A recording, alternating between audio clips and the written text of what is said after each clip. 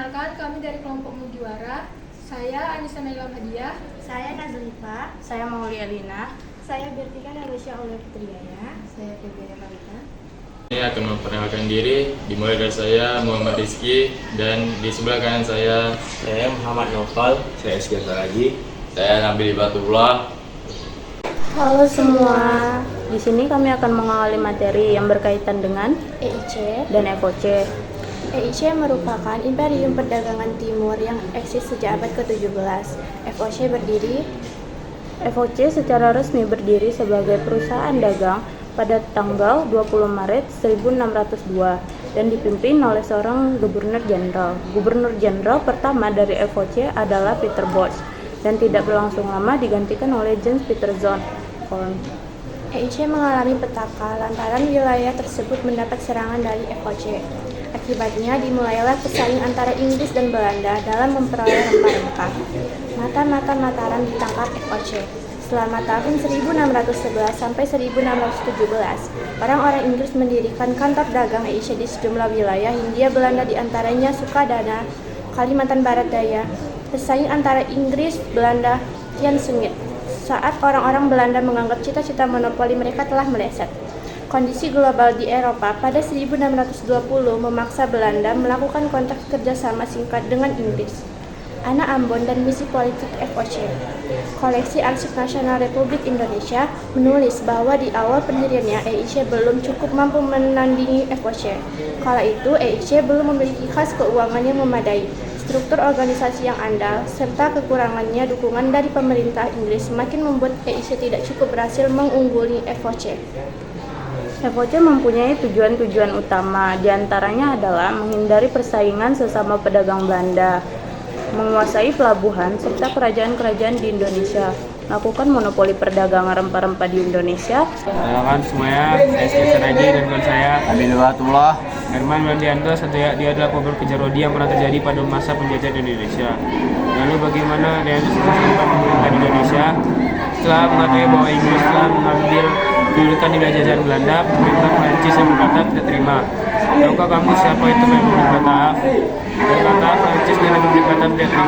Republik Bataaf adalah sekelompok orang yang menggunakan semen revolusi dan menuntut kepada pihak Belanda buat membantu seluruh kesatuan. Pada saat itu, Prancis yang paling wajib adalah menerangi dan mengusir Inggris. Untuk menentukan wilayahnya, Republik Bataaf seorang laki-laki yang sangat terkenal yaitu Herman Mandianto. Herman Mandianto sendiri dikenal sebagai gubernur jenderal yang memerintah wilayah kepulauan Indonesia di tahun 1808 hingga 1811. Sebagai seorang pemimpin, tugas utama William Diandos adalah untuk mempertahankan wilayah Jawa jangan sampai dikuasai oleh Inggris. Tambahan, Diandos juga harus memperkuat Republik Bataaf dan memperbaiki sistem administrasi pemerintahan yang ada. Beberapa kebijakan Diandos di bidang pertahanan adalah mendirikan benteng-benteng pertahanan baru, mendirikan pangkalan angkatan laut di Anyam dan ujung kulon, meningkatkan jumlah tentara dengan mengambil orang-orang pribumi sehingga jumlahnya menjadi 18.000 orang. Lanjut kependudukan yang memiliki panjang sekitar 1.100 km. Di bidang pemerintahan, kekuasaan raja di Nusantara dibatasi secara ketat. Pembagian tanah Jawa menjadi 9 prefektur, wilayah yang memiliki otoritas.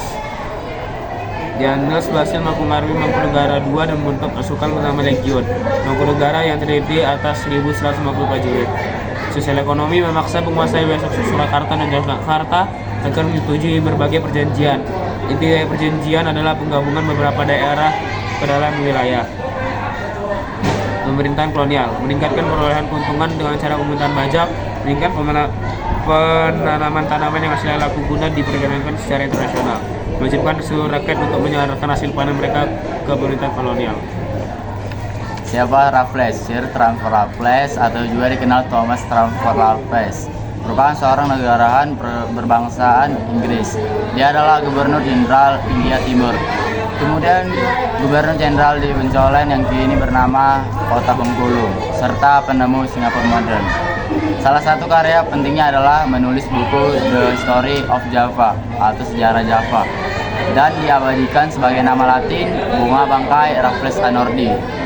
Hubungan antara Konvensi London, Perjanjian Inggris-Belanda 1814, juga disebut Konvensi London, adalah sebuah perjanjian yang ditandatangani oleh Britania Raya dan Belanda di London pada tanggal 13 Agustus 1814.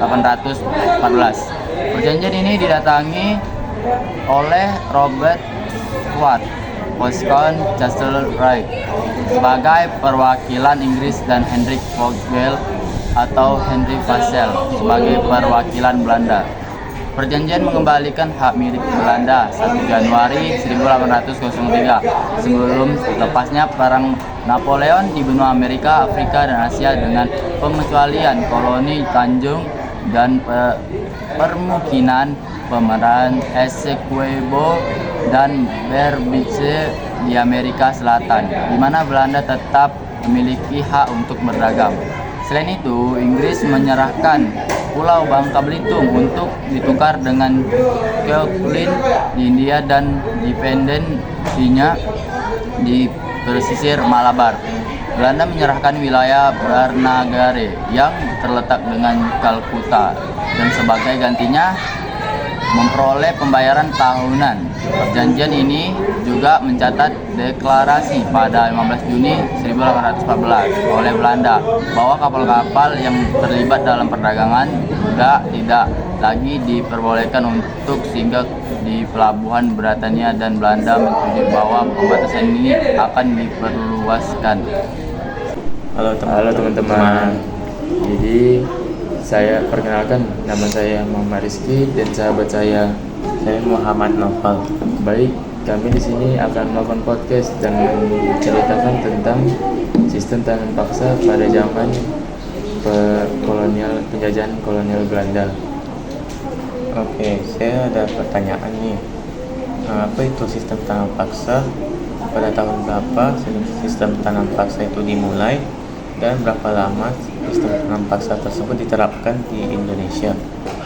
Baik Pak, sistem tanam paksa itu adalah sistem yang mengharuskan rakyat Indonesia melakukan kerja rodi di bawah kepemimpinan kolonial Belanda, dan sistem tanam paksa dilakukan pada tahun 1830 dan diterapkan 40 tahun lamanya. Oh, Nah, jadi Pak, apa sih Pak yang terjadi bila tanam paksa tersebut dilakukan secara terus-menerus? jika diteruskan secara terus-menerus akan menimbulkan kelaparan dan wabah penyakit di mana-mana sehingga angka kematian meningkat tajam. Mengapa tanam paksa dilakukan? Karena untuk mengisi kas negara yang kosong, karena pengeluaran negara yang sangat banyak saat Perang Jawa. Yang kedua, karena membantu menyediakan dana untuk membayar hutang negara yang sangat besar akibat perperangan. Baik. Jadi, kan sistem tanam paksa itu di mana ya dilakukan?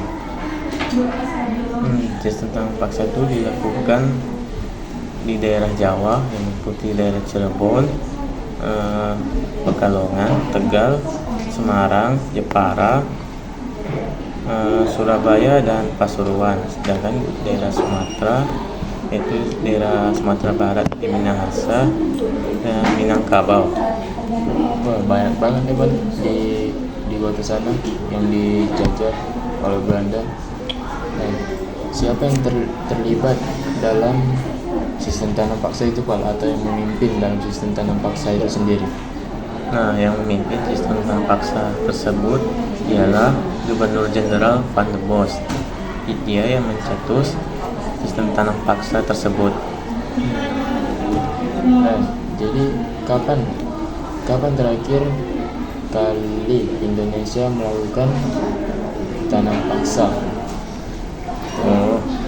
Sistem tanam paksa di Indonesia tersebut berakhir pada tahun 1870 akibat dari protes dari Menteri Jajahan Belanda pada saat itu, yaitu Eunyartus de Waal.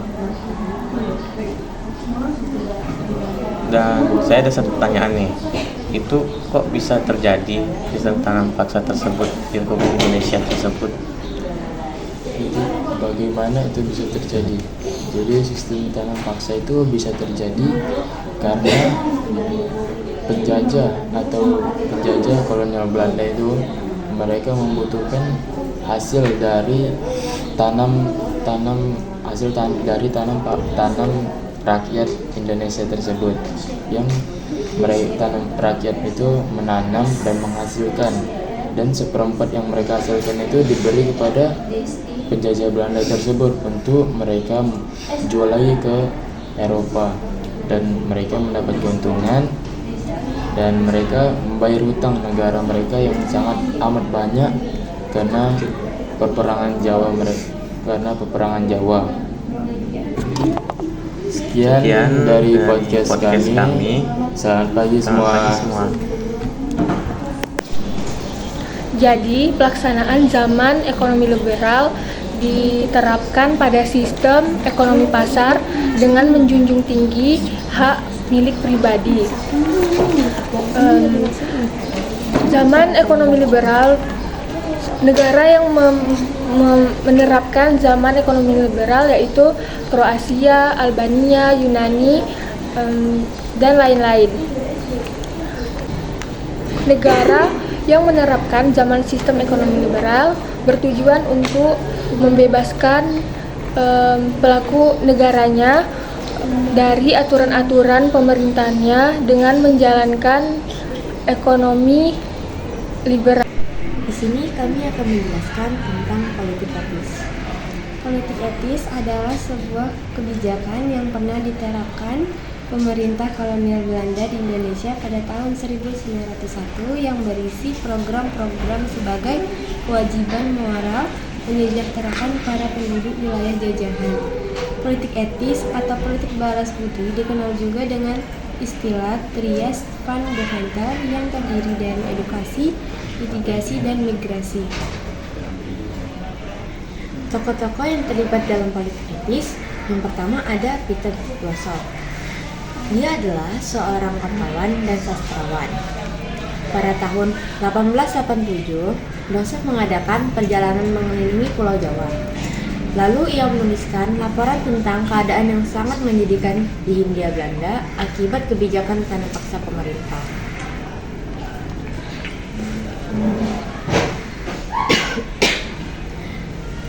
Lalu ia memaparkan fakta-fakta yang dicatat dan ditandatangani oleh 1.255 orang.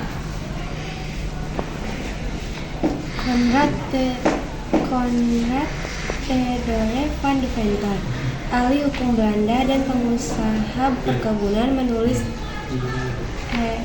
NRS Klad pada tahun 1899 menyatakan bahwa Belanda memiliki hutang kehormatan terhadap masyarakat pribumi Hindia Belanda atas kekayaan yang diterima dan penderitaan mereka. Yang ketiga ada Edward Douwes Dekker. Ia menulis buku Max Havelaar yang menjelaskan tentang kesengsaraan masyarakat terhimpit di antara kepentingan kolonial Belanda dan penguasa lokal. Isi politik etis atau balas budi, pemerintah kolonial memegang tanggung jawab moral bagi kesejahteraan pribumi rakyat Indonesia. Pemikiran ini merupakan kritik terhadap politik tanam paksa. Salah satu aturan tanam paksa adalah mewajibkan setiap desa untuk menyisihkan sekitar 20% tanahnya untuk dikuasai dan ditanami tanaman komoditas ekspor. Sementara masyarakat yang tidak memiliki kebun wajib bekerja di kebun milik pemerintah dengan gaji yang kecil dan kondisi yang berat. Akibat sistem tanam paksa tersebut, kualitas dan hasil pangan juga berkurang dan menimbulkan masalah yaitu kelaparan.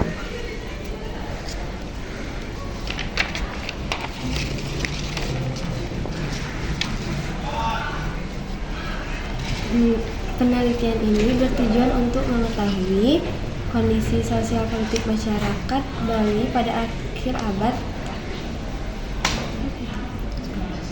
Pelaksanaan politik etis di Bali tahun 1914 sampai 1941 dan pengaruh politik etis terhadap bangkitnya nasionalisme di Bali tahun 1914 sampai 1941. Penelitian ini merupakan penelitian sejarah sehingga mengikuti prosedur kerja sejarah yang meliputi heuristik, interpretasi, dan historiografi. Politik etis dilaksanakan karena adanya perubahan dalam sistem pemerintahan Belanda yang bisa menjadi tenaga-tenaga yang efisien dalam administrasi pemerintah Belanda. Walaupun kenyataannya pelaksanaan politik etis menyimpang dari teori dan tujuan semula, karena semuanya disesuaikan dengan kepentingan pihak pemerintah Belanda. Namun, dampak yang ditimbulkan adalah membawa perubahan pada sebagian rakyat Indonesia. Akhirnya mempengaruhi pula seluruh kehidupan bangsa Indonesia.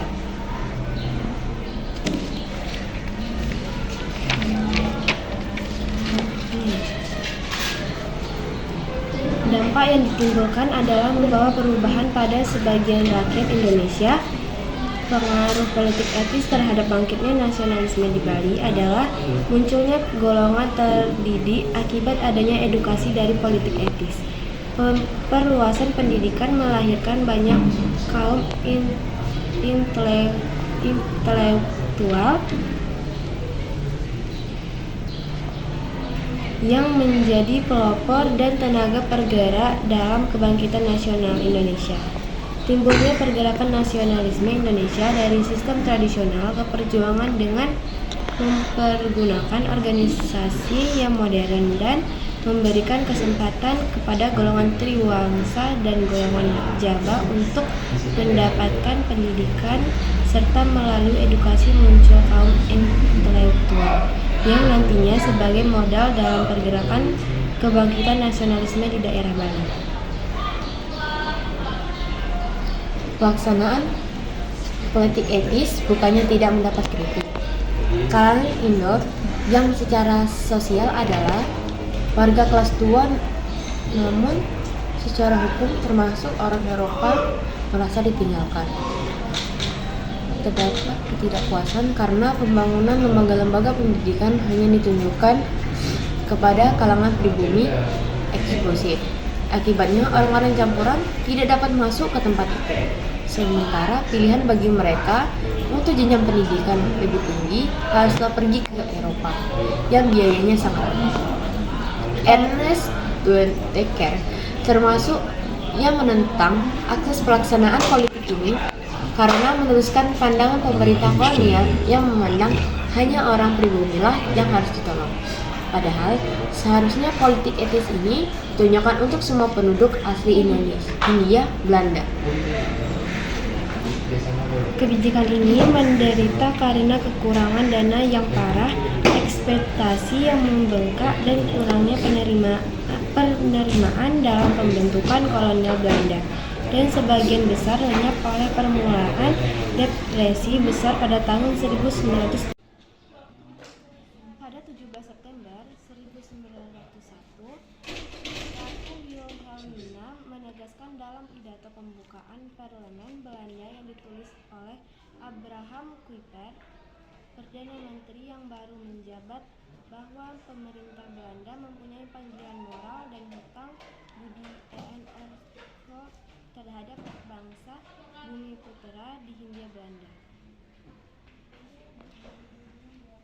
Kebijakan pertama dan kedua disalahgunakan oleh pemerintah Belanda dengan membangun irigasi untuk perkebunan Belanda, dan imigrasi dilakukan dengan memindahkan penduduk ke daerah perkebunan Belanda untuk dijadikan pekerja rodi, hanya pendidikan yang berarti bagi bangsa Indonesia. Salah seorang dari kelompok etis yang berjasa dalam bidang ini adalah Mr. J.H. Abelemon. Dia seorang menteri kebudayaan, agama, kerajinan selama 5 tahun.